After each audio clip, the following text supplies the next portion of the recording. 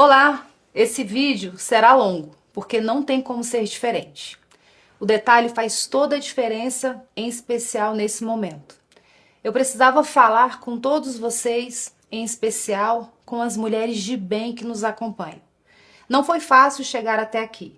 Tentei o silêncio, escolhi a paz. Para não expor a minha família, fiquei calada por muito tempo.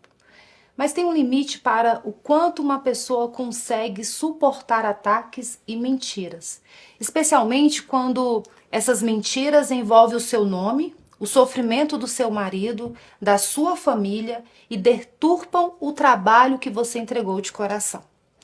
Até agora eu tentei não expor a família, pensando muito no meu marido, mas não dá mais. Então eu vim para falar.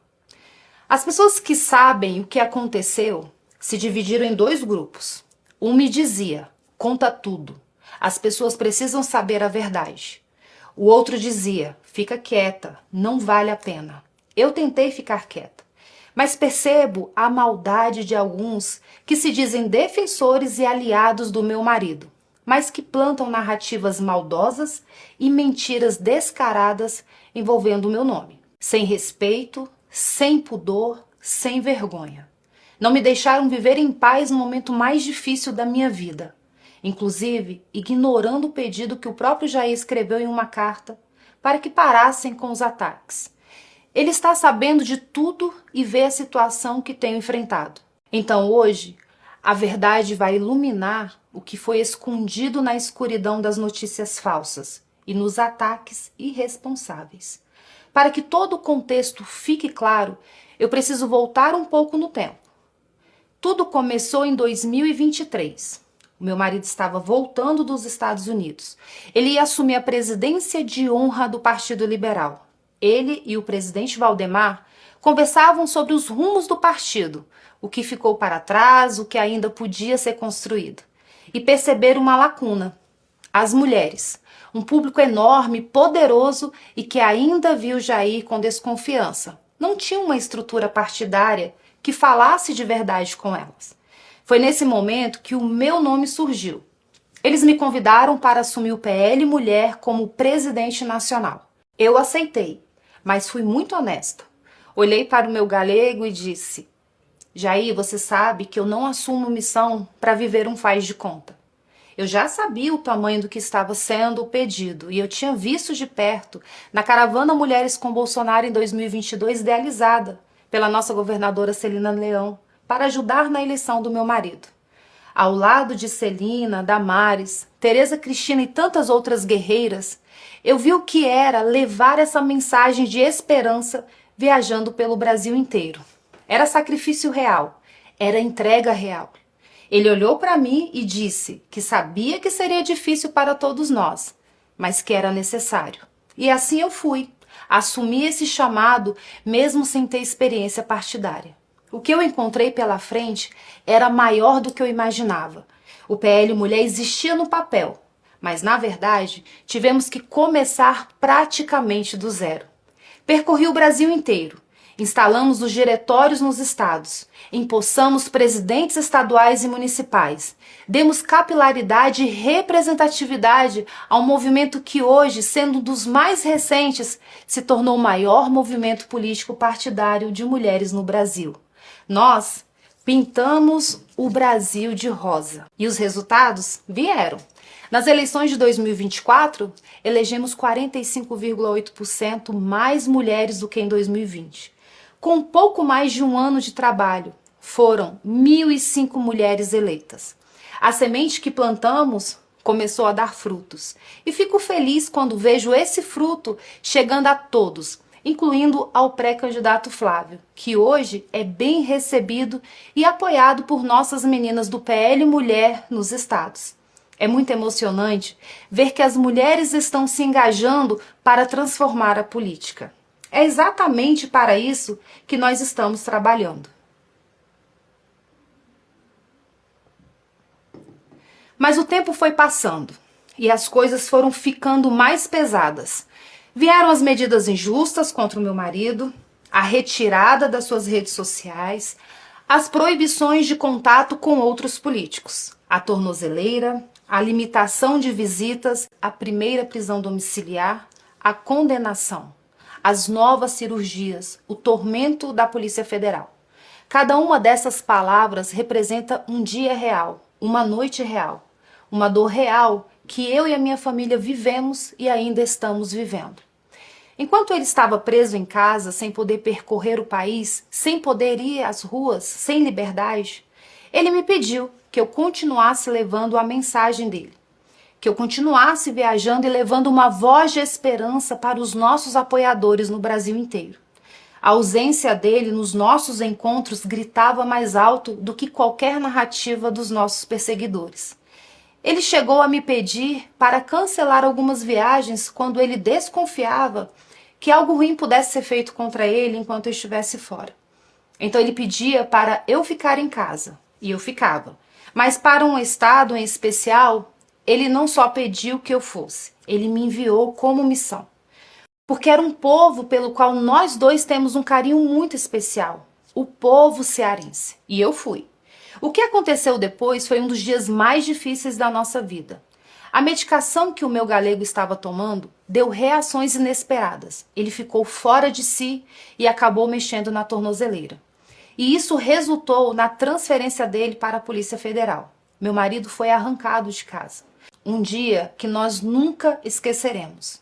E logo depois desse dia, pessoas que se diziam fiéis ao meu marido, que se gabavam e lucravam por se dizerem bolsonaristas, se apressaram em me atacar, em me humilhar, em dizer que eu estaria, desculpe a palavra, cagando para o meu marido. Alguns desses influenciadores estavam nos Estados Unidos e de lá induziam pessoas ao erro e comandavam os ataques gratuitos covardes contra mim. E eu não conseguia entender por que estavam fazendo aquilo comigo. Eu estava fazendo exatamente o que o meu galego me pediu para fazer. Como alguém que diz amar o líder pode atacar a esposa que está cumprindo a missão que ele determinou? A nossa vida mudou muito com a prisão do meu galego. E havia alguns compromissos que tinham sido assumidos antes. A filiação de Mariana Carvalho no Maranhão e o lançamento da pré-candidatura de Eduardo Girão no Ceará foram alguns deles. Eu falei diretamente com o meu marido sobre cada um desses compromissos. Eu disse a ele que queria apoiar o Girão, pela sua fidelidade às pautas conservadoras, pela coerência que ele representa com as pautas da direita, totalmente oposto ao que o Ciro defende. E ele me autorizou. Em matéria de política, eu faço somente o que eu e ele combinamos. E assim eu voltei ao Ceará. E o Ceará tem uma outra história à parte, uma história que vocês também precisam ouvir com atenção. Em 2024, o PL disputava a Prefeitura de Fortaleza. Nosso candidato era o deputado André Fernandes. Assim como estão fazendo com o Girão, todos diziam que ele não tinha chance, mas a direita ignorou isso e apoiou o André de corpo e alma. Era uma eleição apertada e havia uma rejeição significativa ao André por parte das mulheres. Diziam que ele era machista e que não respeitava as mulheres. Foi nesse momento que entrou em campo a vereadora Priscila Costa, presidente estadual, e a minha vice-presidente nacional do PL Mulher. Uma mulher honrada e fiel defensora da vida e das pautas conservadoras. Priscila tinha acabado de ser eleita vereadora. Poderia estar cuidando do seu próprio mandato. Em vez disso, dedicou-se integralmente à campanha de André, aproximando o público feminino, diminuindo a rejeição, abrindo portas que estavam fechadas. O trabalho da Priscila fez uma diferença real e significativa. Não vencemos a eleição por muito pouco, mas nos mantivemos firmes aos nossos valores. André chegou a outro patamar com a ajuda e a dedicação da Priscila.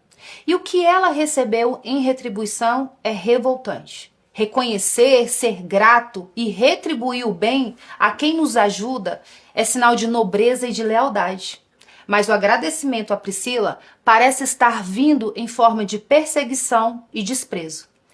Deixa eu te mostrar o tamanho dessa injustiça com o número. Em 2026, serão 54 vagas para o Senado Federal. Em comparação, se aplicarmos a regra dos 30% para candidaturas femininas, teríamos direito a 17 vagas para mulheres no partido. Eu pedi apenas 3. Priscila Costa, Carol de Tone e Bia Kisses. 3 vagas. de 17 que poderíamos ter. E tem sido uma batalha diária para manter essas 3. Isso é muito desgastante. Em especial nesse momento que o meu marido e eu estamos enfrentando. Deixa eu ser clara sobre a indicação da Priscila.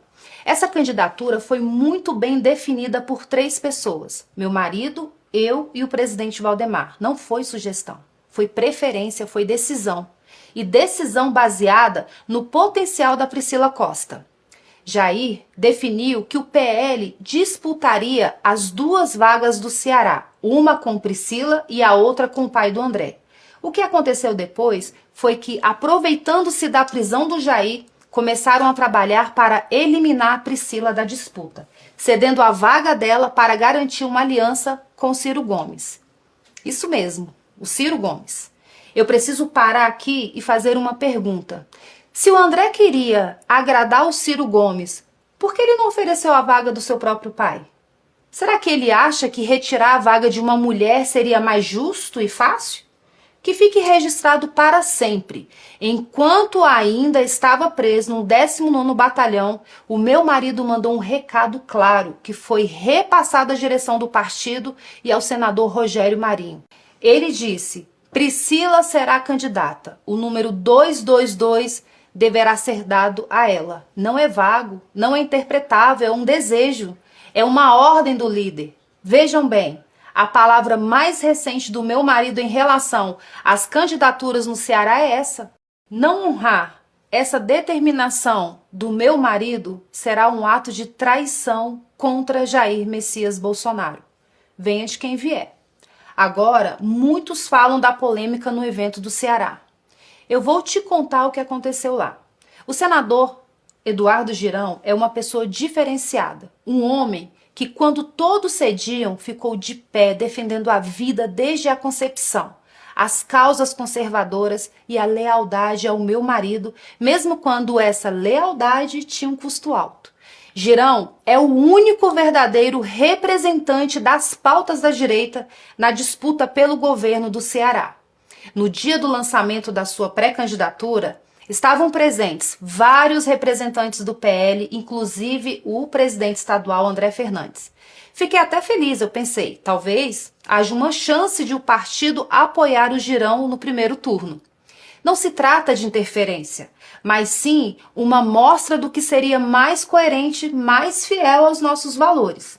Ainda que aparentemente não houvesse grandes chances, como ocorreu no início com André Fernandes, a proposta seria apoiar, no primeiro turno, o candidato que defende fielmente os nossos valores. E era só isso que eu e o meu marido queríamos. No segundo turno, os nossos eleitores, pessoas de bem, poderiam se unir a todos os demais para derrotar o candidato do PT. Mas o que eu não sabia ainda era o que estava sendo acordado nos bastidores. Não pelo meu marido, não com seu conhecimento atualizado, porque ele, infelizmente, estava preso e essas pessoas não tinham mais contato com ele. A última palavra sobre o Ceará, ele falou a mim e eu transmiti à cúpula do partido. Voltando ao evento, enquanto ele ocorria, eu percebi algo que me tocou fundo. Havia muitas senhoras mais idosas, de cabelos brancos, usando camisetas com o rosto do meu marido, olhando para mim, olhando para o André, olhando para o pai dele e dizendo em voz alta: Michele, Ciro não. Quando o André e o seu pai foram discursar, as vozes ficaram mais altas, mais incisivas e diziam: Ciro não. Vaiavam e chamavam de traidores. Eu fiquei ali assistindo aquelas mulheres, aquele povo simples, fiel, que não negocia convicção por aliança pragmática. Quando chegou a minha vez de falar, eu me dirigi ao André Fernandes. Eu gosto dele, eu não falei por raiva. Falei por respeito, porque respeitar e gostar de alguém é também ter coragem de dizer o que precisa ser dito. Eu fiz elogios sinceros, critiquei o ato, a aliança precipitada com o Ciro, e não a pessoa. E encerrei elogiando novamente o André, a Bela, o Carmelo e todos os jovens ao redor dele. Alguns acharam que eu não deveria ter falado. A maioria esmagadora, porém, disse que eu estava certa. Basta ver como as redes reagiram. Mais de 90% das menções do dia foram positivas àquele gesto. Mas, independentemente disso, posteriormente, pedi perdão ao André por eventualmente tê-lo magoado. Magoar nunca foi a minha intenção. Quando o evento terminou, eu voltei para Brasília. E durante o trajeto de volta, aconteceu algo muito ruim. Algo que eu não esperava. Algo que doeu de um jeito que palavras custavam a descrever. Uma punhalada. E é nesse momento que entra na história o meu enteado Flávio. Uma punhalada. E é nesse momento que entra na história o meu enteado Flávio. Ver o que estavam fazendo no Ceará contra um candidato leal e contra uma mulher fiel, ambos da direita, foi ruim. Mas o que aconteceu quando voltei para Brasília foi muito pior. Antes de seguir, eu preciso que você entenda bem o motivo pelo qual eu não poderia ficar calada diante de uma aliança com Ciro Gomes no primeiro turno, enquanto temos um candidato verdadeiramente de direita que, com o apoio que o André tem, seria um candidato competitivo. Não é questão de política, é questão de coerência. Ciro Gomes foi o principal responsável pelo processo que levou à inelegibilidade do meu marido. Durante a pandemia, numa live com outros esquerdistas, ele incentivou e conclamou as pessoas a chamarem o meu marido de genocida e pediu que repetissem isso o tempo todo. Ele chamou o meu marido de ladrão de galinhas, de corrupto, de burro, de jumento. Diz que Bolsonaro roubava gasolina. Disse que as esposas de Bolsonaro seriam todas ladras. Disse que os filhos do meu marido, os meus enteados, eram corruptos, que eram ladrões. E deu a eles um apelido: ovos de serpentes nazistoides. Essas foram as palavras de Ciro Gomes sobre os filhos do meu marido. Sempre foi um corrupto. Eu conheço o Bolsonaro. Bolsonaro roubava dinheiro da gasolina do gabinete dele. O que o Bolsonaro está com medo? Está com medo porque esses filhos dele são tudo bandido. O que está acontecendo é que os filhos do Bolsonaro são tudo bandido e o fogo está chegando perto. E agora, como se nada tivesse acontecido, os filhos defendem uma aliança com o candidato que deixou o pai deles, o meu marido, inelegível e humilhado. Tem mais. Durante a pandemia, ele insinuou que pastores e padres que prestassem assistência religiosa às pessoas deveriam ser presos. E quando vieram as arbitrariedades, as prisões, as condenações injustas do 8 de janeiro, incluindo a do meu marido, o Ciro Gomes se alegrou. É para se unir a esse homem que o PL do Ceará está abandonando um candidato legítimo da direita? É para se unir a esse homem que estão perseguindo e tentando retirar da disputa uma mulher nordestina, mãe de 4 filhos, que dedicou tudo ao movimento em defesa da vida? Já que a aliança com o Ciro é tão boa, por que o André não disponibiliza a vaga do seu próprio pai? Estranho, né? Por que só a mulher tem que ceder? Não dá para aceitar. E foi exatamente isso que me assustou quando cheguei a Brasília. Vi as postagens do Flávio contra mim nas redes sociais. Palavras duras, tom agressivo, defendendo André Fernandes. E, em consequência, apoiando a aliança com o homem que chamou a ele, a mãe e a seus irmãos de corruptos e de ovos de serpentes nazistoides. E não foi só ele. Os irmãos vieram juntos, de forma coordenada, com textos bem parecidos uns com os outros. Pareceu combinado, premeditado. Peguei o telefone, procurei mensagens do Flávio. Procurei uma ligação perdida. Procurei qualquer sinal de que ele tinha tentado falar comigo antes de falar para o Brasil. Não tinha nada. Eu fiquei triste, porque eu não imaginava que eles teriam essa reação. Eu redigi uma nota. Disse que lamentava se eles se sentiam afrontados, que respeitava a opinião deles. Pedi perdão, mas disse também, e vou repetir aqui, que eu tenho o direito de achar errado uma aliança com quem sempre se declarou inimigo do pai deles. Tenho o direito de ser coerente com os valores que eu acredito. Eu não vou trocar valores por pragmatismo político oportunista. Também não estou impedindo ninguém de fazê-lo, mas acho errado fazê-lo no primeiro turno. Ciro não terá meu apoio nunca e, na minha opinião, não deveria ter de ninguém da direita que apoia Bolsonaro. Mas essa é apenas a minha opinião. E eu tenho direito de tê-la. Voltando ao Flávio, telefonei para ele, tentei algumas vezes, mas ele não atendeu. Algumas horas depois da postagem, ele retornou a ligação. Mas, sinceramente, para falar o que ele me falou, seria melhor se ele não tivesse ligado. Ele foi muito ríspido, me desrespeitou e me maltratou ao telefone. E eu não tinha feito nada contra ele. Ele disse que seria melhor eu ficar fora das decisões do partido. Disse que eu havia chegado ontem e não entendia nada de política. Diante dessa humilhação, eu disse a ele que estava tudo bem. Entendi que ele não queria o meu apoio ou que este era insignificante. E então eu me recolhi. Fiquei na minha e assim permaneço. Eu sou presidente nacional do PL Mulher. Fui convidada pelo meu marido e pelo presidente Valdemar. Eu percorri o Brasil inteiro, instalei diretórios em todas as 27 unidades da federação, ajudei a eleger 1.005 mulheres em 2024, um aumento de 45,8% em relação a 2020. Mas para ele e alguns que o cercam, eu não entendo de política. Tudo bem, eu me recolhi. E desde esse dia, ele não me procurou mais. Eu também não procurei, porque estou respeitando o que ele falou, e é só isso. Agora, vou desmentir as narrativas e notícias que circulam na imprensa. Eu sei quem as planta, eu sei quem são as fontes. Eles me tratam como se eu fosse idiota, como se eu fosse alguém que chegou ontem, mas eu não sou.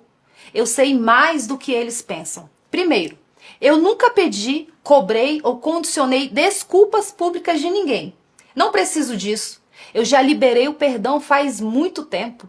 Eu não carrego rancor no coração. Eu entrego tudo nas mãos de Deus. Todo o mal que me fazem. É ao meu Deus que essas pessoas prestarão contas. Mas preciso que você entenda uma coisa. E isso é importante. Perdoar não é o mesmo que esquecer ou querer continuar o relacionamento. São coisas completamente diferentes. Posso perdoar alguém de coração e ainda assim reconhecer que aquela relação não é saudável. Perdão é libertação, não é obrigação. Segundo, não estou exigindo que se desfaça nenhuma aliança no Ceará, mas que adiem para o segundo turno. Eu sou contra ela, mas essa é apenas a minha convicção. Se a direita quer se unir para derrotar o PT, tudo bem, mas a coerência obriga que isso aconteça apenas no segundo turno. É preciso dar chance ao candidato que verdadeiramente se enquadra e defende os nossos valores. Já disse que considero um erro, uma traição aos valores das pessoas de bem. Mas os caciques do partido no estado estão ignorando o perigo. Cada um responderá pelos seus atos. Ciro Gomes já provou inúmeras vezes não ser confiável. E ele não esconde isso. Semana passada, declarou na revista Veja que Bolsonaro e Lula são iguais.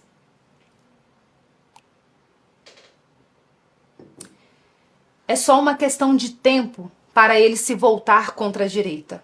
Todos foram avisados, em especial dentro do partido, e serão lembrados disso. Terceiro, o Flávio vai à minha casa toda semana, mais de uma vez. Se ele realmente quisesse falar comigo, já teria falado. Se considerasse necessário o meu apoio, já teria conversado. Estou na minha.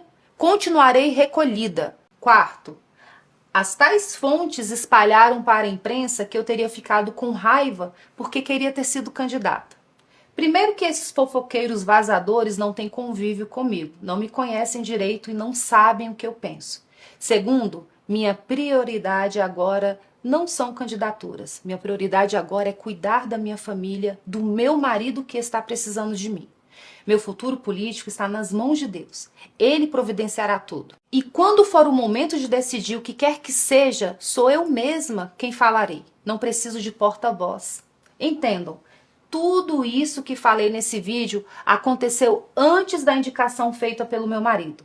Os fatos são anteriores e não tem nada a ver com escolhas e cargos.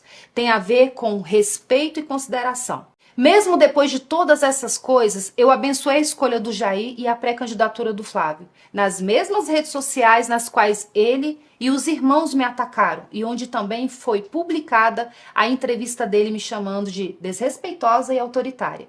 Como eu disse, eu aprendi a conviver com isso. Perdoo os que me fazem o mal e permanecerei no meu lugar. Mas tem uma última coisa que preciso dizer, o que dói de um jeito diferente de tudo que falei até aqui. O grupo de maledicência coordenada a partir de quem está no exterior continua agindo e me atacando todos os dias. Alguns deles até continuam aparecendo em fotos com o Flávio. Eles fazem postagens e vídeos retirando do meu nome o sobrenome Bolsonaro, na tentativa de me atingir. Não me atingem. Eu sei quem eu e o meu marido somos. Mas será que eles pensam no que estão provocando na vida da minha filha? Ela é uma adolescente que acompanha tudo, que lê tudo e que sente tudo. Será que na irresponsabilidade deles, eles imaginam o que estão fazendo com ela? Claro que não. Eles não se importam. Para eles, tudo é política. E uma política que não existe em função do ser humano. Esse tipo de política não serve para nada além de egoísmo. É importante entender que eu não mando recados. Quando eu tenho algo a dizer, digo olhando no olho como estou fazendo agora. Eu não gosto de mentiras. Nunca gostei. O meu Deus é o caminho, a verdade e a vida. E quem vive por ele não se agrada com as mentiras. Falei quase tudo o que precisava ser dito. A verdade está aqui, para quem quiser ver. Aqui do meu lugar, eu sigo cuidando do meu marido, cuidando da minha filha e servindo ao meu país da forma como posso. Essa é a minha missão. E dessa, só Deus me tira. Por último, eu quero aproveitar a oportunidade para agradecer publicamente, de maneira muito especial, as minhas presidentes estaduais e municipais por todo o empenho e dedicação à nossa missão e pelo apoio que vocês têm dado à pré-candidatura do Flávio. Vocês são o verdadeiro alicerce da nossa nação. São a força delicada que transforma o mundo. Vocês definem hoje o futuro do nosso país. Continuem firmes nesse propósito. As dificuldades nos fortalecem e a esperança tudo vence. Eu amo a vida de cada uma de vocês, mulheres alicerçadas. Que Deus os abençoe. Que Ele abençoe as famílias brasileiras e que Deus abençoe o nosso amado Brasil. Voltando ao Flávio, telefonei para ele, tentei algumas vezes, mas ele não atendeu. Algumas horas depois da postagem, ele retornou a ligação. Mas, sinceramente, para falar o que ele me falou, seria melhor se ele não tivesse ligado. Ele foi muito ríspido, me desrespeitou e me maltratou ao telefone. E eu não tinha feito nada contra ele. Ele disse que seria melhor eu ficar fora das decisões do partido. Disse que eu havia chegado ontem e não entendia nada de política. Diante dessa humilhação, eu disse a ele que estava tudo bem. Entendi que ele não queria o meu apoio ou que este era insignificante. E então eu me recolhi. Fiquei na minha e assim permaneço. Eu sou presidente nacional do PL Mulher. Fui convidada pelo meu marido e pelo presidente Valdemar. Eu percorri o Brasil inteiro, instalei diretórios em todas as 27 unidades da federação, ajudei a eleger 1.005 mulheres em 2024, um aumento de 45,8% em relação a 2020. Mas para ele e alguns que o cercam, eu não entendo de política. Tudo bem, eu me recolhi. E desde esse dia, ele não me procurou mais. Eu também não o procurei, porque estou respeitando o que ele falou, e é só isso. Agora, vou desmentir as narrativas e notícias que circulam na imprensa. Eu sei quem as planta, eu sei quem são as fontes. Eles me tratam como se eu fosse idiota, como se eu fosse alguém que chegou ontem, mas eu não sou. Eu sei mais do que eles pensam.